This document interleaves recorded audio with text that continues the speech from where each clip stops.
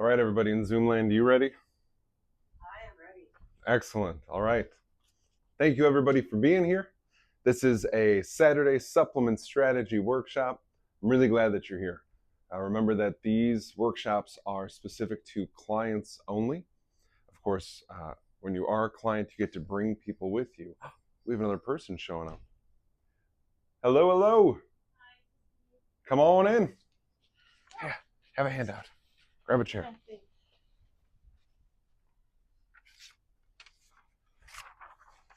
All right.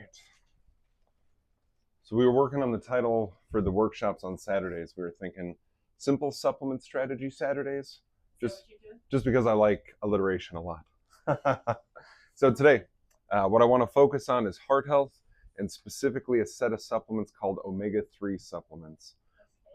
Those ones in particular do a lot of different things for our heart and our whole body. I want to go through that stuff. I want to go over some basics about the heart. If you're ever looking for workshops that are more about food or just general information, those are going to be our Wednesday weekly workshops, which are every Wednesday at 7 p.m. Is that the one on online?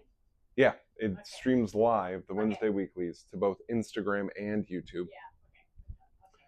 And then the second Thursday of each month at 10 a.m., we have a workshop here also. And it's usually about some health topic that I know a lot of my clients need more info about. It's things I hear people ask questions about. So Thursdays tend to be more related to a health topic compared to just supplement strategies. My goal by the end of 2025 is that in these Saturday workshops where I talk about supplements primarily, that I cover every single supplement that I use clinically. So whenever I'm putting a client on one of those supplements and they want more info, I can just share the video with them and then they have that info. Sound good? Cool. So let's talk heart health. In this workshop, we will discuss the basics of heart health and the importance of omega-3 fatty acids for optimal heart health. As always, ask questions as they come up. This is a discussion, not a lecture. And Zoom people, there's a button to raise your hand. I may or may not notice that. So you can always just turn on your microphone and ask a question. I have the computer volume cranked, so I should hear you when you ask a question. All right, let's go over some definitions first. First one is cardiovascular. This means relating to the heart and your blood vessels. So think of it like an air pump for a tire. When I was growing up, we had one of the manual ones. It wasn't an electric one. You had to pump it yourself. So the heart is the pump part, and your blood vessels are the tube that the air flows through to fill up the bike tire. So while they are very closely connected, they are separate things. The pump needs a different set of nutrients compared to the tube. So the heart needs a different set of nutrients compared to the tube. I have a lot of clients who come in and they're having some kind of heart challenge or their family has a history of heart health issues. And the difference between high blood pressure issues and cholesterol issues in terms of how we will support that person are pretty drastic. So I always like to make sure the conversation revolves around the pump and the tube are very different. Next definition I want to go over is omega-3. This is a category of fats that are required for healthy cell membranes, healthy inflammatory response, and the use of certain vitamins and minerals inside of our body. And I want to go over cell membrane real quick. So in the human body, all of our cells are like a circle. And this part, that is the membrane.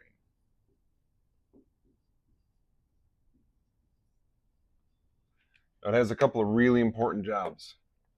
One of its jobs is that it dictates what goes out of a cell, and it also dictates what comes back into a cell. On our hair analysis, we look at sodium and potassium to tell us about the pumps that take things out and bring things in. That's really good info about cell membrane health, but we also need to consider our omega-3 levels to make sure that this membrane can hold everything inside of it, can keep certain things out, but still allow certain things in. Omega-3 fatty acids are really important for that. Omega-3 fatty acids can come from plants. These omega-3s are either alpha-linolenic acid or linoleic acid. And the body can convert these to EPA and DHA. Those are two very potent omega-3s. But the conversion is inefficient. It's only about 15% of it converts. The best sources of omega-3s are going to be seafood, grass-fed beef, and pasture-raised fowl, so birds. Non-grass-fed beef doesn't count. Non-pasture-raised fowl doesn't count. Seafood needs to come from the sea, not from a farm. It needs to be seafood. Okay? We're going to talk about the omega-3s a little bit more detailed now, but before I do that, any questions on the definition of cardiovascular or omega-3? No? Good. Good online? Looks good. We got somebody at home snuggling a dog. That looks good. That looks good.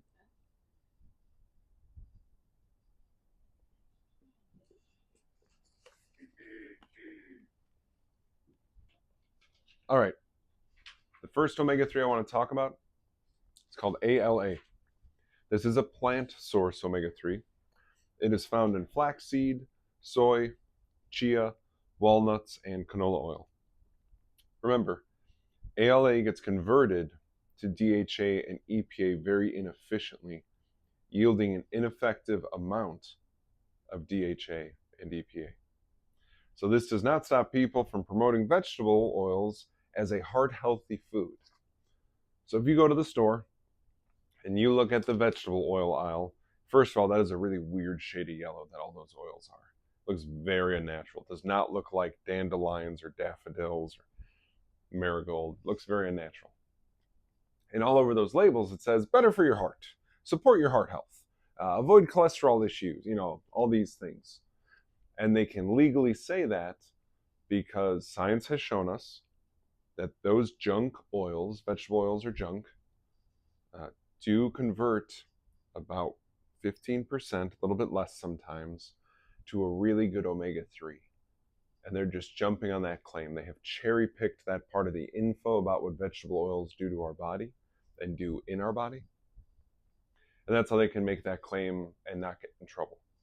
But please keep in mind that if you buy anything hoping to get just 1/7 of it to be good, you got to really consider what you're buying. As 15% is just 1/7. If you're buying a food product and you're like, well, 1/7 of this is good for me, you probably shouldn't be buying that food product. Next omega-3 I want to talk about is DHA. This is the soothing omega-3. Okay? This is commonly recommended for people dealing with anxiety, racing thoughts, trouble sleeping. It's also the omega-3 that I prefer to use when part of what we're working on is lowering triglycerides. I do see that this omega-3 DHA has more of an influence on elevated triglycerides than other omega-3s. And then the third omega-3 I want to make sure you know about is EPA. This is the uplifting omega-3. It's commonly recommended for people dealing with depression, confusion, brain fog, and inflammation. The first question that usually comes up when I say these things is, what if I have things from both lists? What if I am dealing with high triglycerides and I have brain fog? Well, then I would say we're going to find an omega-3 product that has both DHA and EPA in it. Before we flip the page, questions on ALA, DHA, EPA, any of those? I do. Yeah. Canola oil, they say it's really hard to get organic canola oil. Right. Is that true? Yeah, that's true. It is very difficult to get organic canola oil because the volume that is produced, there's not enough organic crop to yield a purely organic canola oil on any kind of widespread distribution. But if you find it, it's good for you. No? Okay. Canola oil is 1/7 good for you. So if you buy a car and 1 out of 7 times you fill up the gas tank, the gas actually stays in the tank, that's a bad car. If 6 out of 7 times when you fill up your gas tank, the gas spills all over your shoes and the ground, that's a bad car. And that's what canola oil is, even when it's organic.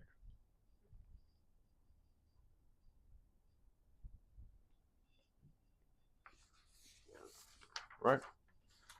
Onward. I want to talk about some specific omega-3 supplements now. The first one is called Ulprima DHA. This is a concentrated fish oil with a ratio of 9 parts. Let me start to do some drawing.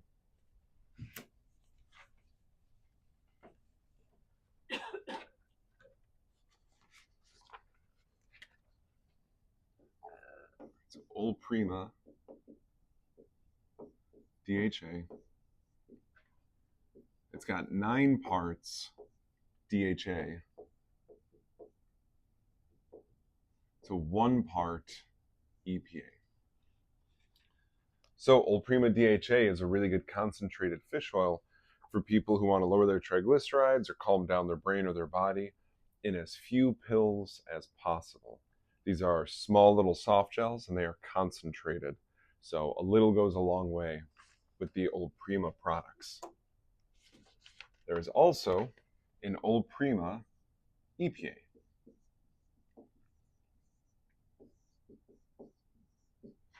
And this one has a 10-to-1 ratio of EPA to DHA. So it's heavy on the EPA side of things. So this is the one we're going to look at especially for reducing inflammation in the body, helping with a low mood. Again, it's a concentrate, so in as few pills as possible. And then this one's pretty cool. There is an Ulprima. There's a third one. No, it's not ALA. It's EPA/DHA. And this is really smart. So this one has a ratio that is 5-to-4 EPA to DHA.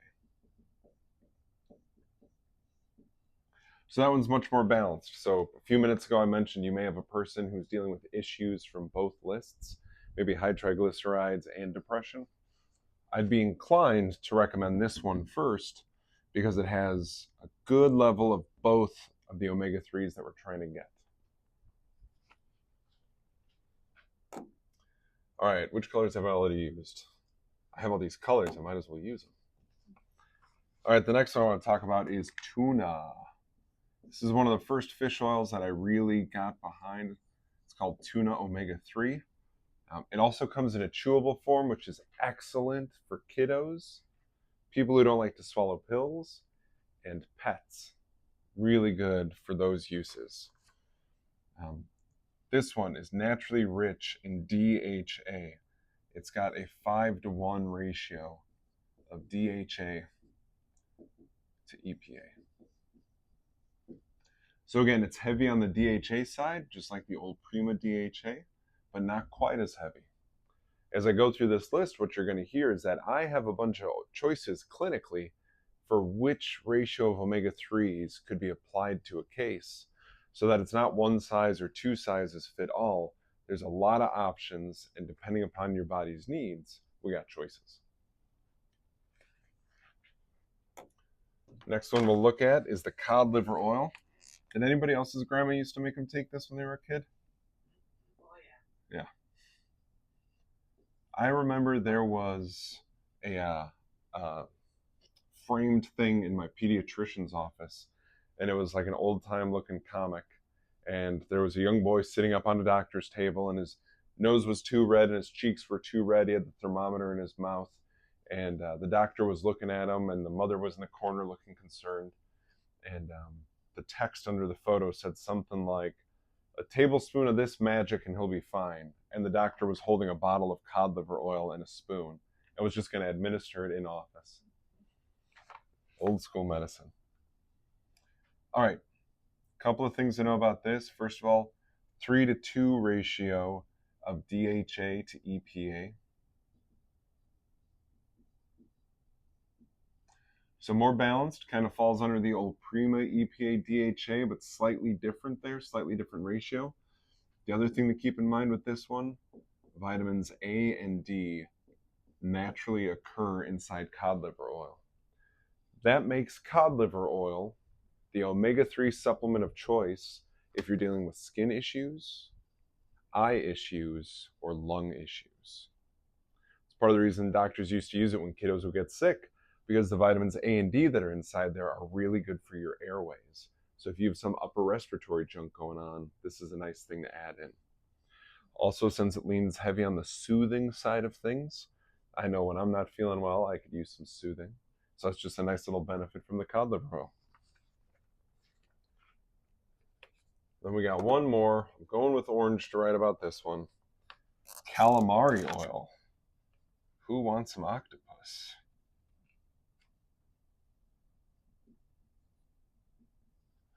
All right, this one has a 2-to-1 ratio of DHA to EPA.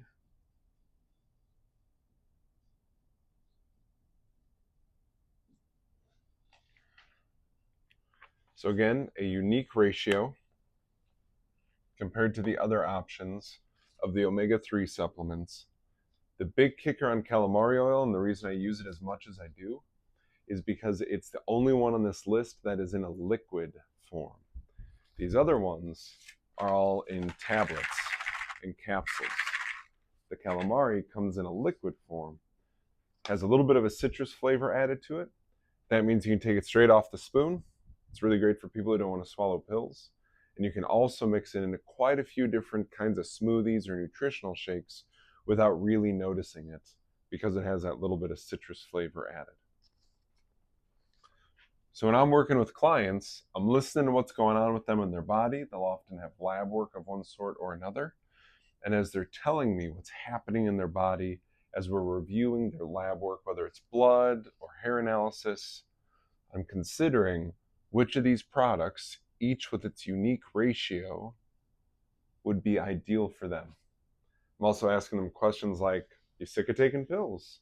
Do you have a smoothie every day? Would you rather have a chewable than a swallowable?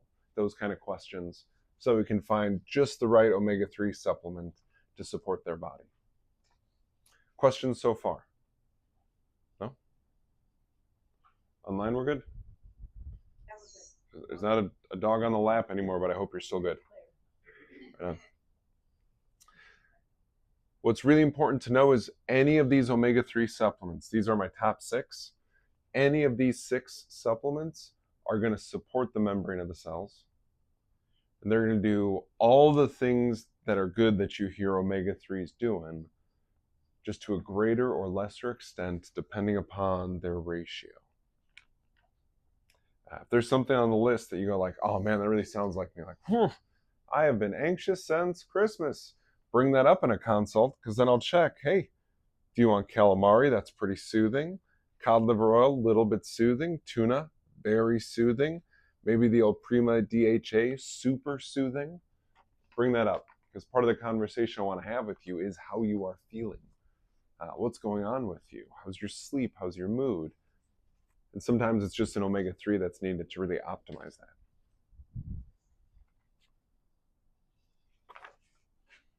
All right, let's go to the last page of the handout. Measuring omega-3 levels. So I hope by now you're convinced that there's all sorts of things that omega-3s can do for you, and that there's different ways to get them. But now we got to talk about how to figure out how to get them.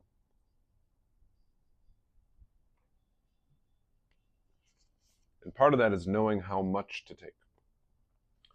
From the National Institute for Health's website, quote unquote, currently most clinicians do not assess omega-3 status, but it can be done by measuring individual omega-3s in plasma. You see the word plasma, it means blood. Okay? Measuring omega-3s is as easy as getting a single drop of blood. This tells us how much DHA and EPA are currently in your blood, making it easy to optimize omega-3 levels in the body.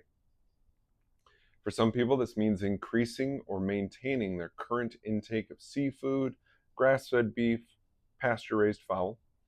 For others, supplements will be the most effective route for optimizing the omega-3 levels inside the body. Here's the kit that we use. It's called the Omega-3 Index Plus. It's a little take-home kit for you. I'm going to get nice and close on the Zoom call. Boop. I'll get nice and close. I hope that's centered. Should be good enough. This is really easy. You take this home. It's a single drop of blood you get. They give you a little tool in there. You hold the little tool up against your finger. You tap it hard once. Pokes a hole in your fingertip. Drop of blood comes out. You put it on the little test kit. Then what happens? This gets sent off to the lab. And then we get the results sent to us. And I sit down with you and I go over it. It's pretty cool. You get this nice little report. There's even some recommendations in the report. So in case you aren't following up with your clinician, of course, I would recommend you do that. But if you weren't, you get this little report with some info about like, oh, here's your EPA level, here's your DHA level, here's what we would recommend you supplement with. What I really like to do is have the client do this form of analysis and then come in for a consult where we sit down and we review the results. And we go over it and we talk about like, here's what's going on in your blood, what's going on in your life, and then we narrow down which omega-3 would be ideal for you. Sometimes people come in with their test results and their omega-3 levels are already pretty good. Then I just tell them to keep doing what they're doing. Often it's my people who are doing seafood at least twice a week, and they don't use a lot of seed oils. Those are the people that tend to have the best omega-3 levels right out of the gate. Questions coming to mind? So it's not a mail out lab. I take it to my regular practitioner's lab. You just take it home. It says here. Okay. You take it home. And it shows me the results. I know there's a little envelope in here. You'll send That's this off. right. Yeah. Okay, it has to be mailed. All right, thank you. And it's you can see it. No postage necessary if mailed in the U.S. Got it. So you just pop your finger at home, send the out. results in. The results come back to me, and then we can talk omega-3s.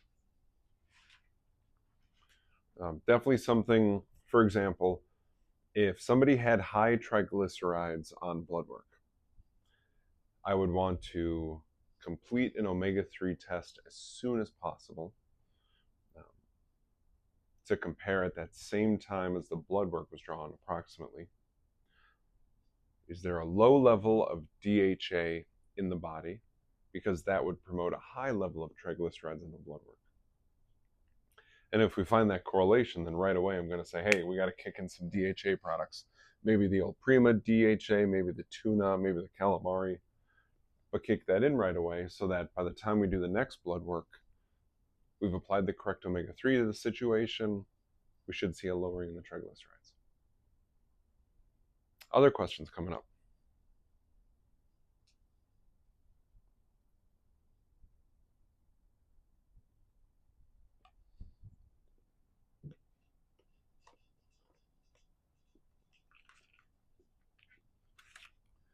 Right now I'm doing the Ulprima EPA. The time of filming this for people who are watching after the fact, it's the middle of January 2025. Days are still short. Today's nice and sunny, but a lot of days are very gray. I find if I take the EPA rich, the mood brightening rich one, that winter doesn't seem as gray to me. Days aren't quite as dull. So I take 2 as breakfast. Today it's shake because I'm still doing the purification program as well. But this tends to be my winter one. A lot of people test for this one in winter. And then in summer, it's whatever tests for me. It's rarely still the EPA, which I find very interesting, that my body is even aware on some level of the seasonal shift that's taken place. Yeah. Other questions that are coming to mind?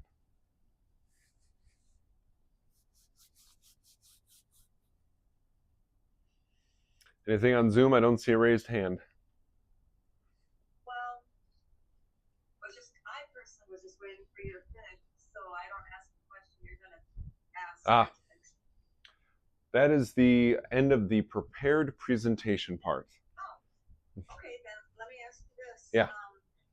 I did this omega test, Mhm. omega-3 test, probably a couple of years ago. Okay.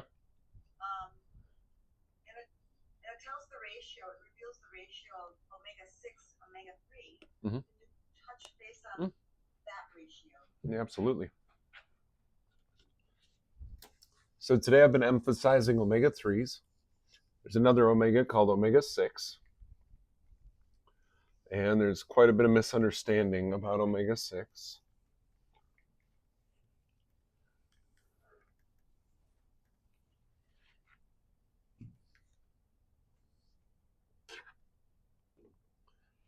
All right, so if we're gonna, I gotta use a different color. What am I doing? Wait a minute. There we go. All right, so omega-6, a couple of things that are really important to understand. A little goes a long way.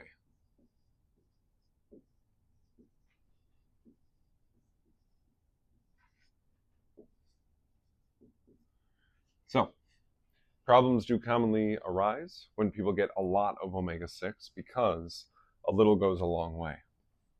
Omega-6s are, come on, they are heavily involved in inflammation.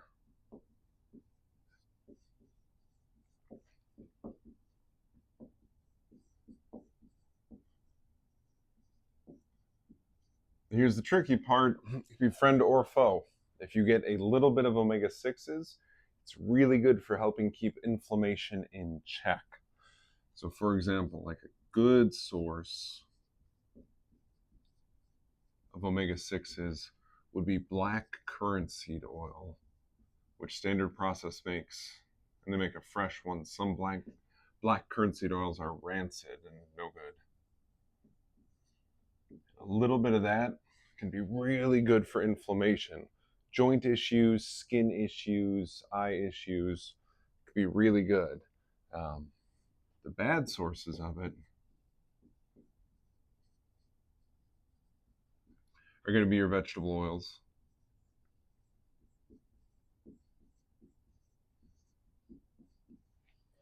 And then fried in oil foods. So if you're at home and you are putting bacon in a frying pan, and there's no nitrates and no nitrites in the bacon, that's not the frying I'm talking about here. I'm talking about when they bread the chicken breast and then drop it into that boiling oil and then take it out. Those oils, bad source of omega-6s. Veggie oils, bad source of omega-6s. Because when we heat up those oils, they get a little less stable, they get a little more toxic. So we obviously don't want to fry anything in them. But also because they're so rich in omega-6s, it tends to tip the scale towards too much inflammation. All right, online people, I got you for, I think it's for 5 more minutes, and then the Zoom link expires. So what happens in the body pretty regularly is we have omega-6s on one side. We have omega-3s on the other side. And then it's all about, what are you getting? Is the ratio tipping towards 6 too heavily and now we're getting too much inflammation? Because when the scale tips towards omega-3s and there's just a little bit of 6 around, then we're good. The body has a much easier time dealing with inflammation when the scale tips like that. So to your point, when we do that omega test, we do get information about the ratio between these two, which is nice to know because maybe somebody is leaning like extremely far into the omega-3s, and then we could add in some black currant seed oil to bring a little bit of better balance about that. Nice. Okay. Yeah, we want it to always be on the omega-3 side of the scale. Yeah. I'm eager to retake the test. Yeah. It's been over 3 years actually, Gotcha. and I'm sure a lot of things have changed in my body Yeah. since then. So I'm interested Yeah, you'll get some new info. Yes. Right on. Right on. Thank you. Yeah, you're welcome. Good question. Other questions coming up? Well, feeling it? Cool. So as always, thank you all for being here. Those of you who are watching after the fact, thank you for watching. When you have questions, you can always reach out to us.